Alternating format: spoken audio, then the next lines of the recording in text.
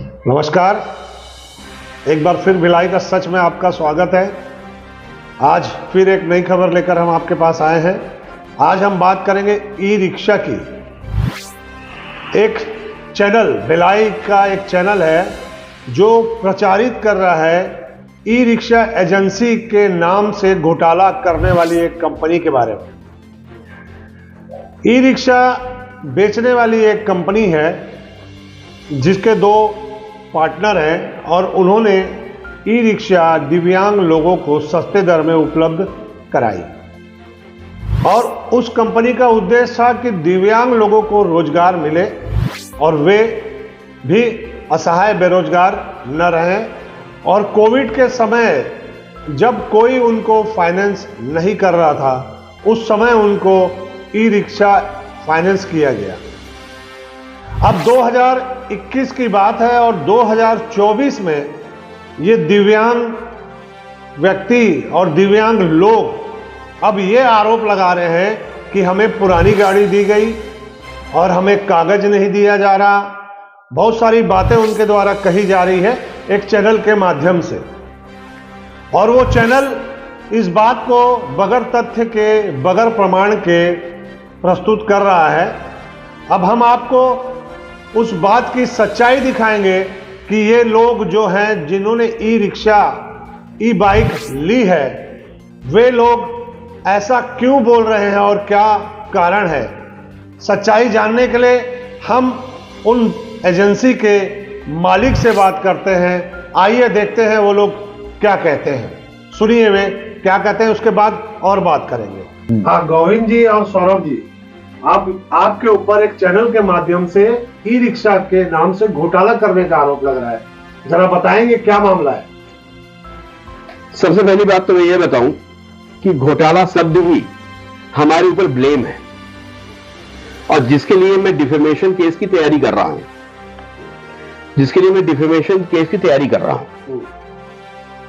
इन्होंने 3 पॉइंट पे घोटाले के लिए बात की। पहली बात इन्होंने ये की कि कंपनी ने इनको गाड़ी तो दिया, ये भी एक्सेप्ट कर रहे हैं कि गाड़ी मिली हमको, गाड़ी तो दिया, लेकिन जितने फैक्ट इन्होंने बोले हैं वो सब के सब निराधार और झूठ है। केवल इन्होंने बोला कि 1,40,000, 1,50,000 whatever the amount they said, वो भी निराधार है। उनके सारे फैक्चुअल फैक्ट्स हमारे पास हैं, रिटर्न में है, एविडेंस के साथ में है। मैं उनको प्रस्तुत करूंगा। एक नंबर। दूसरा नंबर, इनका दूसरा आरोप जो है कि हमने इनको आरटीओ रजिस्ट्रेशन या इंश्योरेंस नहीं दिया। सर, अगर मुझे गाड़ी का 50%, 25%, 40% भी पैसा अगर नहीं मिला है तो हाउ कैन यू एक्सपेक्ट कि आपके साथ वो प्रॉपर्टी को अटैच कर दूं। क्या आप कोई जमीन खरीदते हैं तो 5 रुपए देकर के कोई रजिस्ट्री आपके नाम कर देता है? नहीं। आज ये लोग पैसा दें, आज ये लोग अपने पेमेंट को पूरा करें, मैं गारंटी देता हूं कि इनके RTO and registration, insurance, whatever the paper वो मांग रहे हैं, मैं दे दूंगा उनको। गाड़ियां पूरी तरह से नंबर 1 की हैं, उनकी बिलिंग मेरे पास है, उनके फॉर्म 22 मेरे पास है, कंपनी से इन्वेंट्री मेरे पास में है, और ये सारे प्रूफ गवर्नमेंट एविडेंस के साथ में है। ये सारे प्रूफ केवल हमारे पास नहीं है। इनकी पेमेंट की डिटेल, जिस दिन से इन लोगों ने गाड़ियां दिया, मैंने इनको क्यों गाड़ी दिया था, 20,000 रुपए में गाड़ियां दिया था, क्यों दिया था? ये लोग विकलांग थे। मैं भी एक ऑर्गेनाइजेशन शुरू कर रहा था, मुझे लगा कि कुछ विकलांगों का हेल्प कर दिया जाए, ये लोग भी हमारे साथ आगे बढ़े। रिजल्ट में मुझे क्या मिला? एक ब्लेम, एक काला धब्बा। क्या दिया इन्होंने? 1 महीने, जिस दिन से इन्होंने गाड़ी उठाई है, मेरे पास एविडेंस है, मैं उसको प्रूफ कर रहा हूं, और इनसे भी प्रूफ मांगिए। एक भी प्रूफ ये नहीं दे पाएंगे कि 1 भी महीने का पेमेंट इन्होंने प्रॉपर किया हो, जहां पे मेरा विश्वास ये क्रिएट हो सके कि ये व्यक्ति जो है पूरा पैसा दे देगा और मैं इसके नाम से ये प्रॉपर्टी कर दूं। मैं यहां प्रॉपर्टी की बात कर रहा हूं। क्यों? क्योंकि व्हीकल को भी एक प्रॉपर्टी की तरह डील किया जाता है, उसको भी मॉर्गेज रखा जाता है, उसके भी अगेंस्ट में लोन दिए जाते हैं, उसके भी अगेंस्ट में आपकी क्रेडिट बनती है। 20,000 रुपए, 22,000 रुपए, 25,000 रुपए देकर के इन लोगों की मंशा ये थी। हाँ, इन द मीन टाइम मैं बताऊं, बीच में एक बार ऐसा हुआ कि in the end of the नवंबर 23 रामेश्वर मिर्जा और नशीर अहमद ने मुझको कांटेक्ट किया कि मैं आपके ऊपर ये केस करना चाह रहा हूं, मुझे डराया धमकाया ब्लैकमेल कि अगर आप ये नहीं करोगे तो मैं ये कर दूंगा। इनकी मंशा क्या थी पता है? इनकी मंशा ये थी कि मैं पूरी तरह से इनको ब्लैकमेल करूं और ये हमारी गाड़ी लेकर के हमको पूरी नई गाड़ी दे दें और मेरा पूरा पैसा पिछला भी माफ हो जाए और नई गाड़ी का तो मुझे फ्री मिले। इन लोगों की मंशा थी। Actually they are blackmailing to us, और मैं इस ब्लैकमेल के नेटवर्क में नहीं फंसा। मैंने केवल जानकारी ली इनसे कि ये करना क्या चाहते हैं और मैंने वेट किया सही टाइम का। आज वो सही टाइम है जब मैं सारे गवर्नमेंट प्रॉपर एविडेंस के साथ प्रस्तुत हो सकता हूं। सारे के सारे आरोप निराधार और बेवजह के हैं। एक चीज और मैं बोलना चाहूंगा यहां पे। इन्होंने एक चीज का और लगाया है, बड़ा सीवियर आरोप इनके हिसाब से,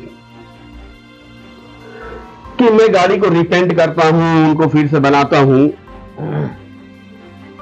साहब, अथराइज्ड हूं मैं कंपनी की ओर से, हावेल सिलेंडर प्राइवेट लिमिटेड की ओर से।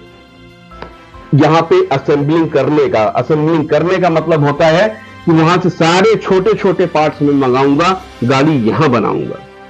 And I have that certificate also.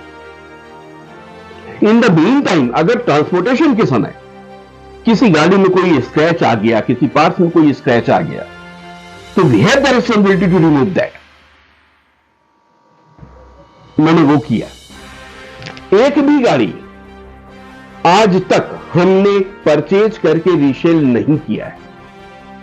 इसका कोई एविडेंस, कोई प्रूफ नहीं हो सकता। ये जितने एविडेंस, जितने प्रूफ ये लोग दे रहे हैं वो केवल निराधार हैं और अपने पैसे से बचने के लिए, अपनी गलतियों को छुपाने के लिए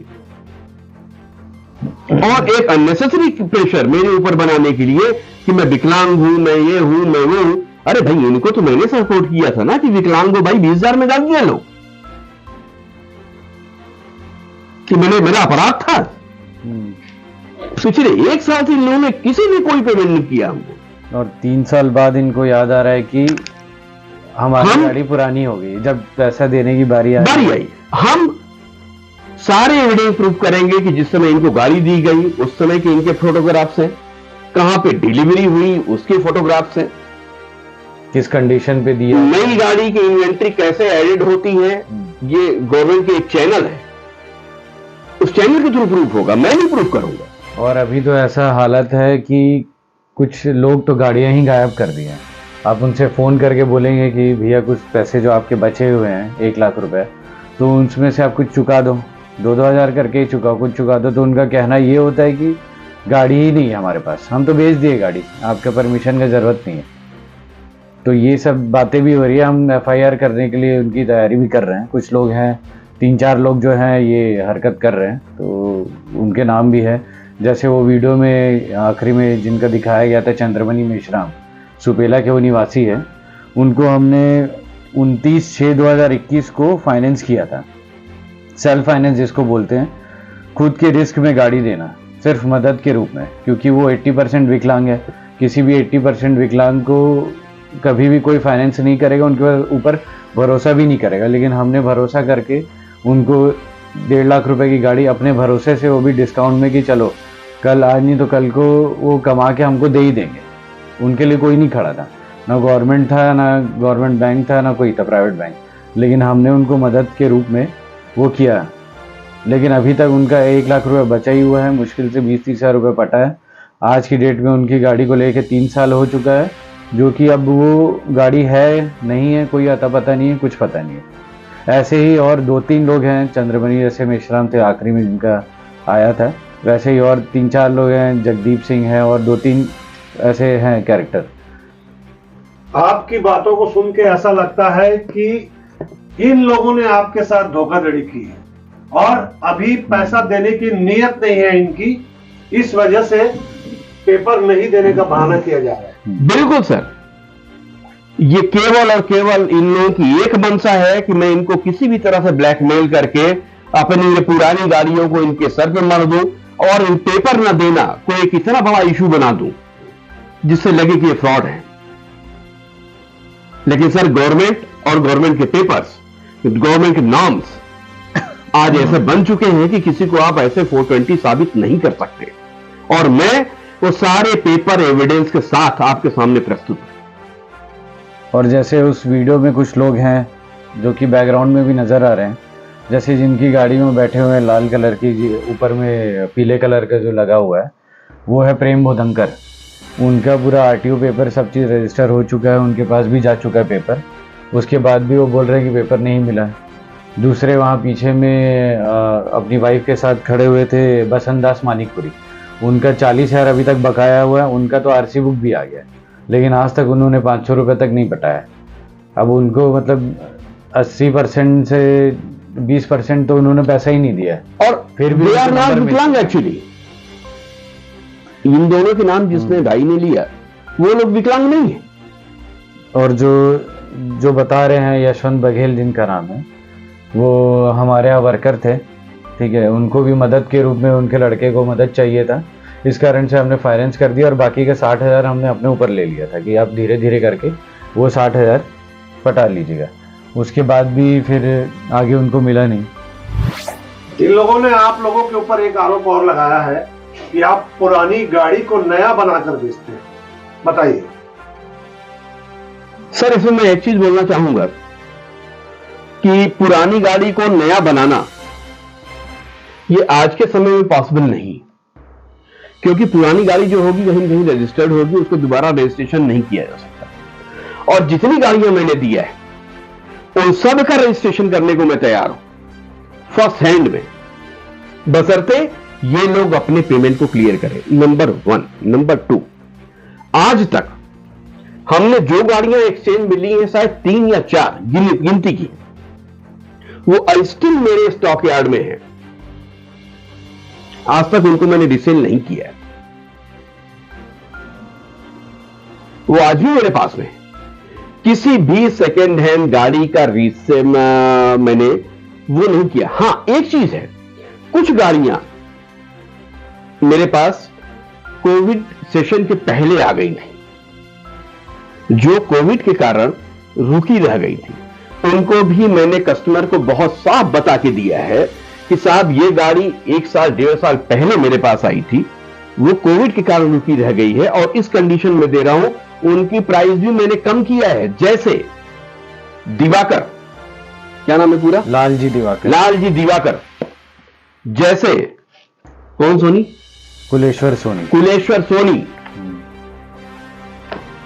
इस तरह के कुछ हैं जिनको मैंने ओल्ड स्टॉक से दिया था, वो गाड़ियां बिकी नहीं थी, सेकेंड हैंड नहीं थी, लेकिन कोविड के पहले मेरे पास आई थी और कोविड के 1 साल के सेशन में मेरे पास बिक नहीं पाई थी, लेकिन उनके लिए भी मैंने प्राइस कट किया है, 25 से 30 हजार रुपए पर गाड़ी मैंने छोड़ा है। उसमें एक व्यक्ति बोल रहा है कि मैं असहाय और बेरोजगार हो गया, तो वो व्यक्ति तो गाड़ी चलाते हुए दिखाई दिया, ऐसा कुछ जानकारी हमको प्राप्त? हाँ बिल्कुल, आज ही मैंने उनको 4:30-5 बजे के आसपास आपका कातुल रोड में गाड़ी चलाते हुए देखा है, जिसके सामने से ग्लास टूटी हो चुकी है। फिर भी और ये भी एक इंसिडेंट हुआ है कि उनको हमने इतना मदद किया है, 6-6 महीने का हमने उनसे किश्ती लिया भी नहीं है, ये बोल के कि चलो आज ही तो कल आप चालू करोगे अपना काम। उन्होंने एक्सीडेंट करके भी लेके आया था गाड़ी, फिर भी मैंने ग्लास का पैसा नहीं लिया था। 2700 रुपये का ग्लास आता है, मैंने उनको बोला था कि आप ले जा लो, कोई दिक्कत नहीं है।